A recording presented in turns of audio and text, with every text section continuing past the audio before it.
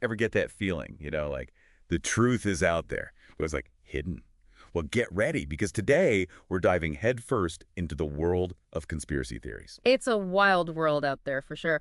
What I find fascinating is how these theories, even the really out there ones, often tap into real anxieties people have, like about power, who knows what, and, well, just the unknown in general. You hit the nail on the head. It's like sometimes truth really can be stranger than fiction, right? Yeah. We're working from this book. It breaks down 25 popular conspiracy theories. And just to be clear, we're not here to tell you what to believe. Think of this deep dive as like a crash course. You'll be able to spot these ideas out in the wild and kind of see how they tick. Exactly. It's about building up your defenses, your mental BS detector. Let's be real, whether we agree with them or not. Conspiracy theories, they're everywhere. And honestly, understanding them, it can tell us a lot about how people try to make sense of, well, everything. For sure. And sometimes they're so ridiculous they make you think, wait, are they serious? Like that whole birds aren't real thing. Mm. Hilarious, right? Yeah. But on another level, it makes you think about how easily misinformation can spread, especially online. Oh, that's a perfect example. It's satire, but it's cleverly disguised, highlighting, how conspiracy thinking actually works. So before we get lost in the weeds of each specific theory, are there like any common signs, any red flags that scream, hey, this might be a conspiracy theory, watch out? Absolutely. There are always common threads. Our source, How to Recognize Conspiracy Theories, lays out a few key things to look out for, and one of the biggest, lack of real, solid evidence. So if it sounds a little too good or too crazy to be true, probably You is. got it. Conspiracy theories, they often rely on speculation, conjecture, stuff that wouldn't hold up in like traffic court, let alone a scientific journal. Yeah. They love to say, oh, the evidence is out there, but it's hidden. Ah, yes, the old hidden evidence routine. Right.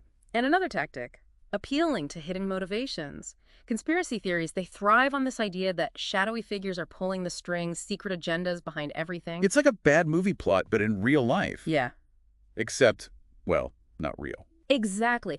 And here's the kicker. When you present them with evidence that contradicts their theory, they say it's part of the cover-up. This rejection of contrary evidence, even from credible sources, it's classic conspiracy thinking. They're just trying to control us. Right. That's the go-to line. You nailed it. It creates this like closed loop where any attempt to debunk just makes them dig in deeper. Wow, it's like arguing with a brick wall sometimes. Okay, so now that we know the signs, let's jump into some real-world examples, starting with a theory that's been around for centuries. The idea that the Earth is flat. Oh, this one's a classic. It's fascinating because, we have mountains of scientific evidence proving it's wrong, but people still believe it. It really shows you how powerful belief can be. And the allure of these alternative explanations, even if they, well, defy logic. It's wild, right? In the age of space travel, people still cling to this. Haven't they seen pictures of Earth from space? They have, but a lot of flat earthers think those images are fake, part of some big conspiracy to trick everyone. It's almost impressive, that level of commitment to the theory. It does make you think, though, how this theory taps into that human desire for simple answers, even if those answers are wrong. 100%. The idea of a flat earth, it's strangely comforting. No complicated globe spinning through space, just flat. Simple. I get it. In a world that feels totally chaotic, a little simplicity can be appealing. All right, let's move on to a theory that's gained a lot of traction lately and concern. The idea that vaccines can cause autism. Yeah, this one's concerning because it has real-world consequences.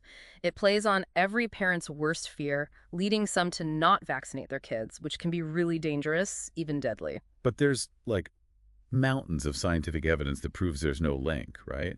Mountains. This theory comes from one single study, and it was completely flawed, retracted years ago. Since then, countless studies have found zero link between vaccines and autism. It's amazing how stubborn this theory is.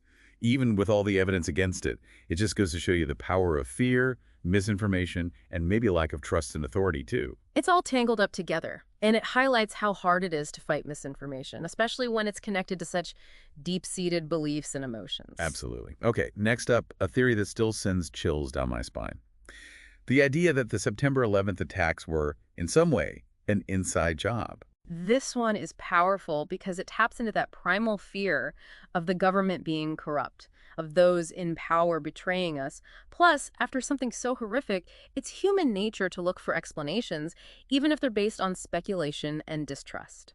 It's one thing to, like, question the official story, but to think the government would actually be behind something so awful, that's next-level distrust. It really shows you how divided we are these days. When people lose faith in institutions, they start looking for other explanations, even if those explanations are, well, let's be honest, pretty flimsy. It's a scary thought. Yeah. And speaking of distrust, the COVID-19 pandemic, that really threw gasoline on the conspiracy theory fire, didn't it? No doubt. Pandemics, I mean, they're all about fear and uncertainty, right? Perfect breeding ground for conspiracy theories. Like the theory that it was all a hoax or that the virus was, like, created in a lab. Those spread like wildfire. Yeah, I can see how that happens. People were desperate for answers, for anything to make sense of all the chaos. Exactly. And when the information from officials was, sometimes contradictory or slow to come out, people went looking for answers somewhere else, which sometimes had really bad consequences. Yeah, like all the misinformation around vaccines and treatments, it just shows how fast misinformation can spread, especially during a crisis. And how important it is to, really think for yourself, develop those critical thinking skills to sort through it all. Couldn't agree more. Okay, you ready for a classic? Let's talk about the Illuminati. You know, the whole they secretly control the world thing. Ah, the Illuminati, a conspiracy theory that never gets old. They're the ultimate puppet masters, right? They control everything. Or so the theory goes. Right. Banks, media, governments, what's left? They're everywhere. But what I find interesting about this one is how it plays on our fascination with power and secrecy. It's kind of comforting in a weird way, right? Like someone's in control, even if they're evil geniuses. Makes the world feel less chaotic. Exactly. And the best part, the Illuminati as a concept, it's totally adaptable. Anything big happens, political upheaval, natural disaster, someone will find a way to pin it on them. The all-purpose conspiracy theory. Speaking of, Hmm. have you heard about this Stargate project? This idea that the government's been working on time travel? Oh yeah, this one's a trip. It's a fun blend of, like, a tiny grain of truth and a whole lot of crazy speculation. You see, there was a real Stargate project, but it wasn't about time travel. It was about psychic research. Psychic research. Like trying to read minds, predict the future. That's the idea. They were looking into ESP, extrasensory perception, seeing if it could be used for, intelligence gathering, military stuff, that kind of thing. Wild. But the conspiracy theory takes it way further, right? Like they cracked the code, they're teleporting people through time. You got it. And who doesn't love a good time travel story? It's classic science fiction. So it makes sense that it would seep into conspiracy theories, too. It's fun to think about. If you could go back in time, what would you do? There's another deep dive for another day. Right. All right, shifting gears a bit, let's talk about the Montauk Project. Another secret government experiment theory, but this one's about mind control. Okay, yes, this one always freaked me out a little. Is there any truth to it? Was the government really trying to control people's minds? The Montauk Project, shrouded in mystery, not a lot of hard evidence to back it up, but it really plays on that fear, right? Technology being used for something bad. It's like dystopian novel stuff. Your thoughts, your mind, controlled by someone else. Creepy. Totally. It makes you wonder, where's the line between science fiction and reality these days, and how easily it can get blurry? Especially in the age of, artificial intelligence and all these advanced technologies. It's a real ethical dilemma playing out in the world of conspiracy theories. 100%. All right, you ready for another classic? This one's got it all. A ship, an experiment, and maybe even another dimension. Let's talk about the Philadelphia experiment. Oh, I've heard this one, but I'm a little fuzzy on the details. It's the one where the ship disappears? Right. Kind of.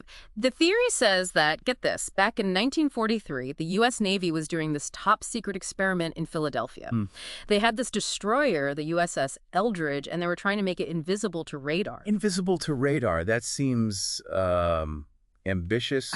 Even for a top-secret project, did it work? Well, that's where things get a little crazy. According to the theory, the experiment went haywire. Instead of just dropping off radar, the whole ship vanished. Vanish, like poof, gone. Gone. Some versions say it popped up somewhere else, miles away. Others say it went through time, or to another dimension, before coming back to Philadelphia, of course. Okay, now that's just nuts. A ship teleporting through time and space. Come on. I know, right? It sounds straight out of Star Trek. Look, there's zero credible evidence any of this happened. The Navy denies it. Historians dismiss it. It's probably totally made up. But people want to believe, right? Yeah. There's something about these stories that just grabs you, even when they're outlandish. 100%. Maybe it's that we love a good mystery, or that deep down we want to believe something truly amazing could be happening without us even knowing. Whatever it is, the Philadelphia experiment, like a lot of these theories, it just won't die. Speaking of stubborn, Mm. how about we sail on over to the Bermuda Triangle? Oh yeah, the Bermuda Triangle, a classic for a reason. That area of the ocean, shrouded in mystery, ships and planes disappearing without a trace, supposedly. So what's the theory? Aliens. Underwater portals to another dimension. What's eating all those ships and planes? You name it. Some people say it's weird magnetic forces messing up navigation. Others say it's methane gas eruptions from the sea floor. And then there are the wilder theories. Atlantis, time warps, even aliens, of course. Okay, so many theories. But is there any truth to any of this? Like, are there actually a crazy number of disappearances in the Bermuda Triangle? Not really. There have been some big disappearances, sure, over the years, but when you look at the numbers, it's not any higher than other well-traveled parts of the ocean. So no mysterious forces at play. No aliens, no portals. Probably not. Human error, bad weather, rogue waves, those are way more likely. I mean, the ocean's a dangerous place, even without all the extra theories. True enough. It's funny how our brains jump to the more creative explanations, right? It's like we're hardwired to look for mysteries, even when there aren't any. It's part of what makes us human, I guess. Okay, ready for a different kind of mystery. Let's talk about cryptozoology. Crypto what now? Cryptozoology, the study of hidden animals.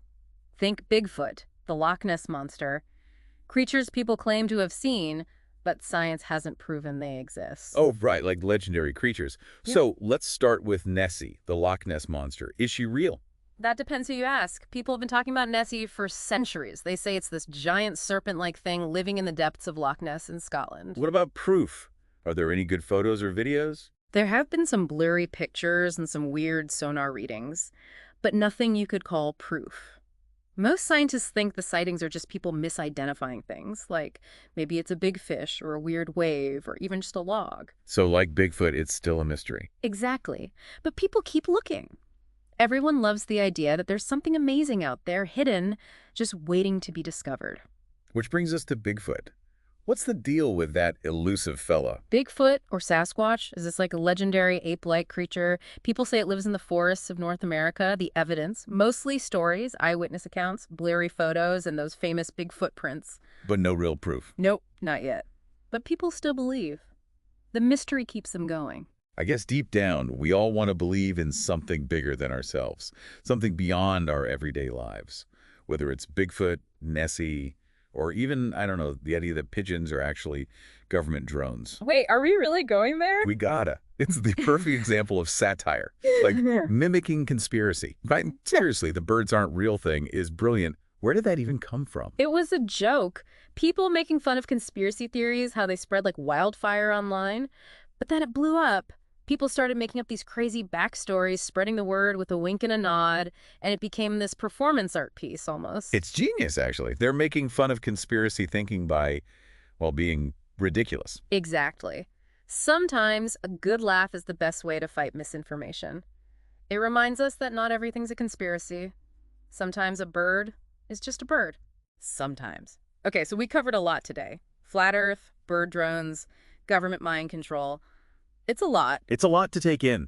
But that's the thing about conspiracy theories, right? They're so interesting, even when they're, well, not exactly true. So where do we go from here? How do we deal with all this misinformation, all the half-truths and lies? That's where critical thinking comes in. We have to be able to look at information objectively, separate the real from the fake, and recognize those conspiracy theory patterns when we see them. Sounds like a plan. But how do we actually do that? What are some tips for sharpening our critical thinking skills? Yeah, I mean, that makes sense. But that's way easier said than done, right? Totally. And here's the thing. Not all information is created equal. You got to look at who's giving you this information, where'd they get it from, are they biased? Like, is it just some random blog post? Or is it a real news source with a good reputation? So basically, don't just believe everything you read on the internet. Groundbreaking, I know. Right. And here's another thing. Don't be afraid to ask questions. Something seems off. Dig a little deeper, like what's the evidence for what they're saying? And just as important,